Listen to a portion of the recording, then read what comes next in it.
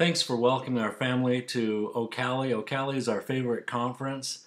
It's one that we look forward to every year. I'm sorry I can't be there in person today, but I wanted to take some time and share with you some thoughts that I have and to be a part of the presentation. I know our family's there and they're doing the rest of the presentation, but I didn't want to leave the dads out. And sometimes that's what happens is dads kind of get left out of the equation, yet they're a big piece of a family that's living on the spectrum and dealing with kids that are on the spectrum.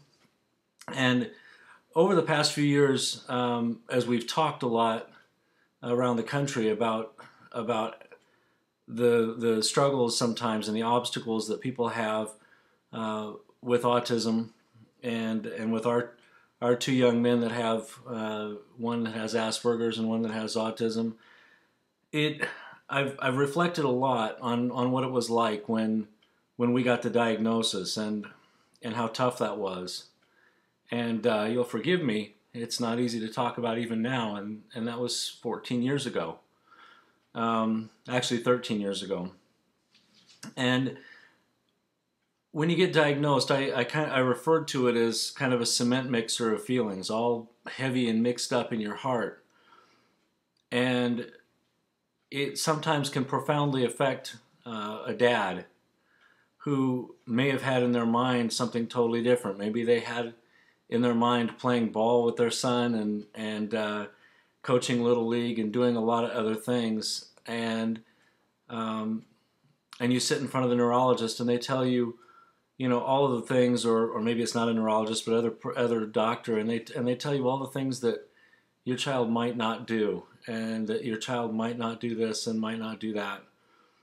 It was a difficult time for me, and whether you feel pain or whether you feel shocked or whether you just go straight into denial or whatever, however you handle it, it's something that is difficult. And I've always been open about that with my kids, because you don't want your kids to go through obstacles. And it took me a while, and I think it takes everybody a while to get through that and to think through that.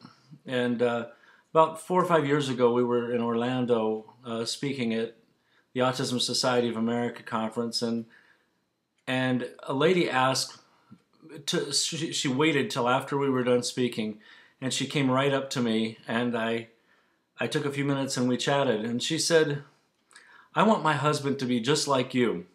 And I laughed. I said, "No, you don't.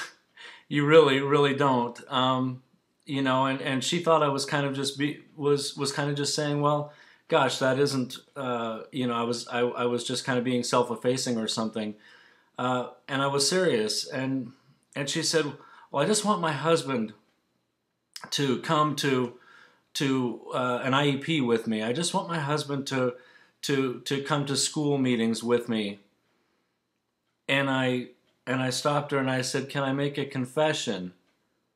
And she looked at me. She goes, "Sure." And I said, "To this day, I've never been to an IEP."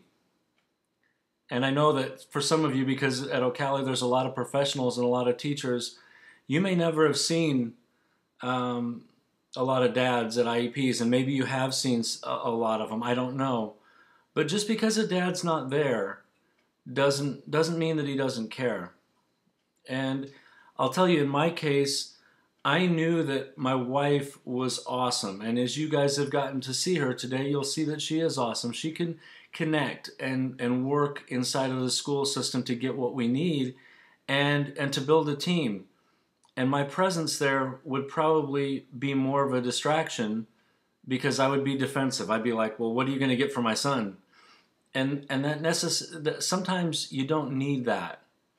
Sometimes each couple, each member of the parental unit needs to kind of think through what's best for their child on the spectrum, what works the best, what helps the most.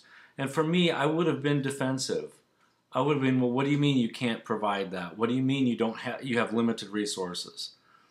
And for me to stay back, Jen goes to all of those things, and then she works with the team, and then if there's something she's uncomfortable with, she goes, well, gosh, I really need to talk to my husband about that, which gives her a totally easy way that's non-threatening to come back to me and say, okay, I didn't really feel comfortable with what they were proposing or what they thought we should do.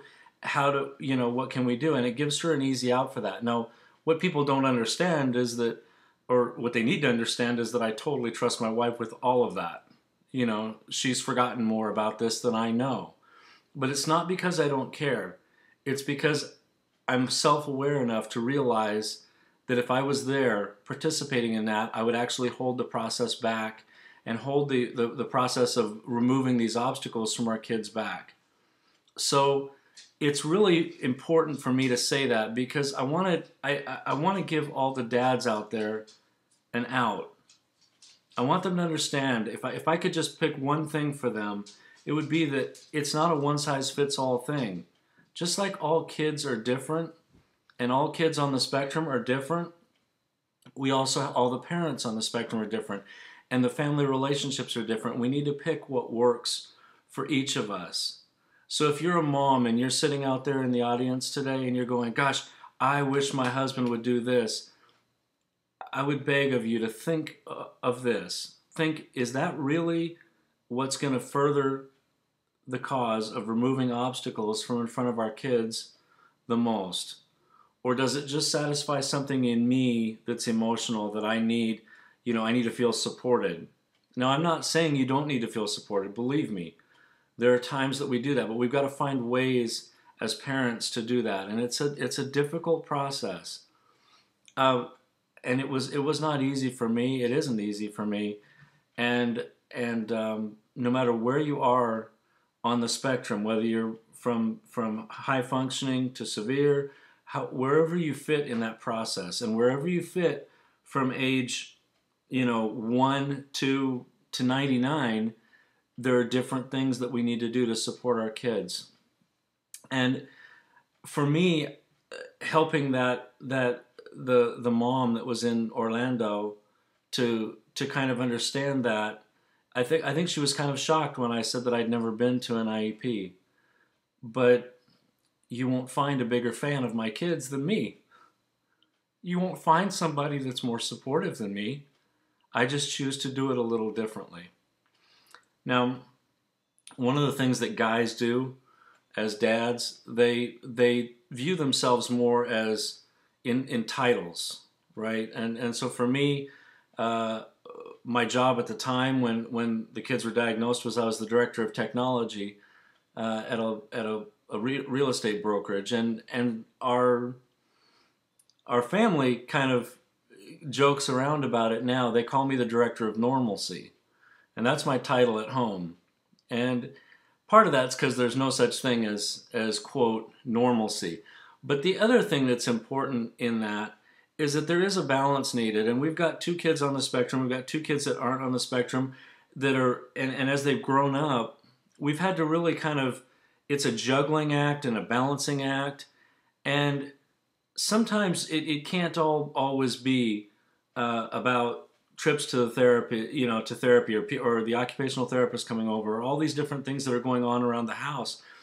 You need to kind of have some fun, and for us, that was our kids being able to do things that a normal parent, everybody would do, anybody would do. I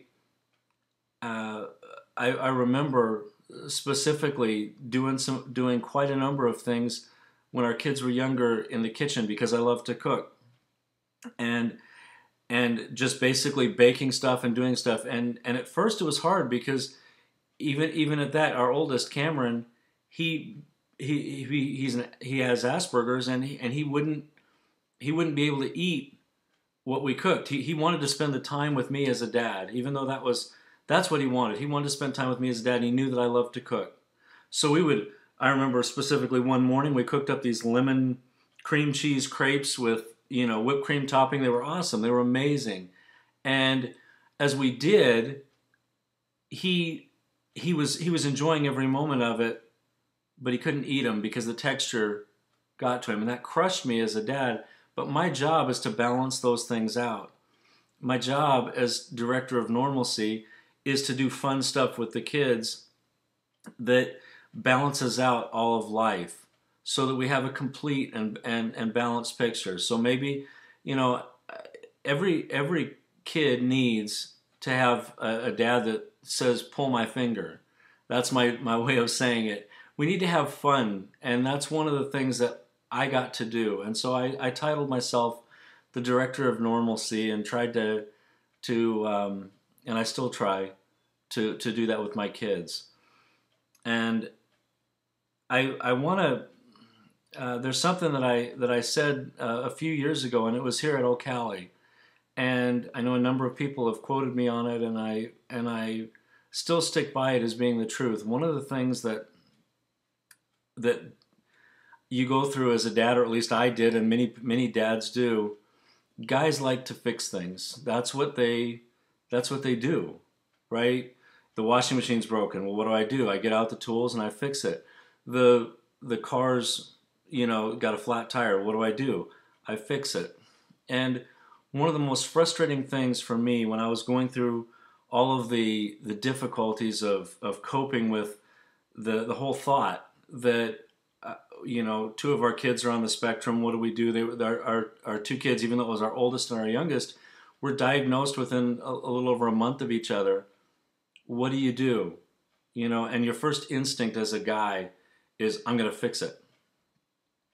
And forgive me, this is difficult, but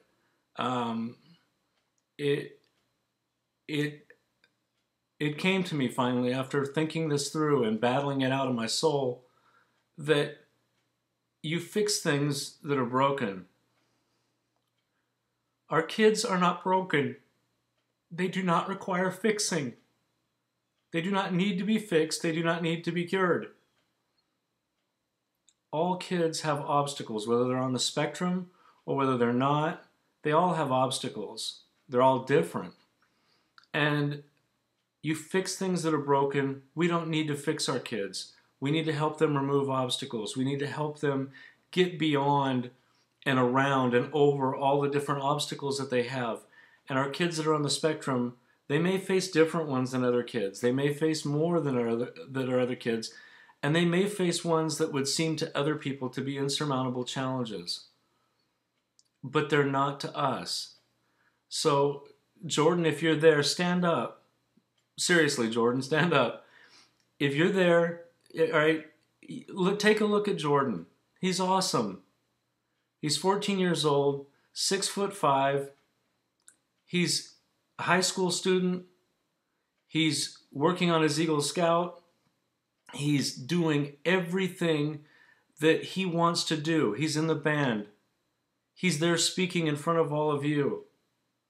Now, that in itself doesn't make him amazing. He was amazing when he was 1.5 and 2 years old and trying to figure out how to crawl. He was amazing when the physical therapists were trying to teach him how to move and not be gravitationally insecure. He was amazing when the speech therapists were trying to teach him even to communicate. Now, he's still amazing, and he's still not broken. And there's nothing wrong with our kids. They don't need to be fixed. And as a dad, that frees me.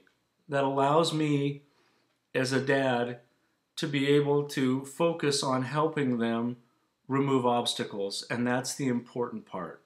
The more we can focus on that, and the less we worry about fixing them, I don't know about for every dad, but for me, that principle freed me to be able to open up a whole new set of possibilities for my kids.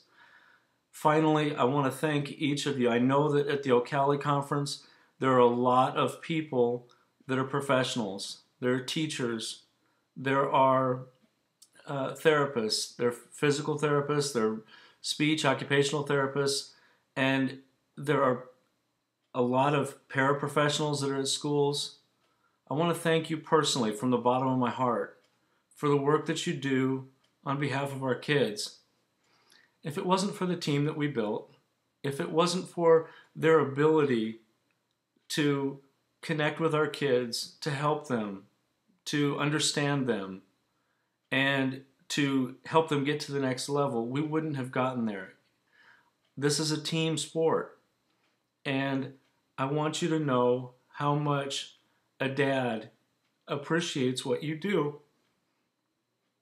And even when I don't attend IEP meetings, and even when I don't participate openly to where you think I care, trust me, I care more than you know. And trust me, I'm participating more than you know. And trust me that we share the same love for our kids. And again, I appreciate each of you here at this conference because you're picking up more skills and more tools to help our kids. Thanks.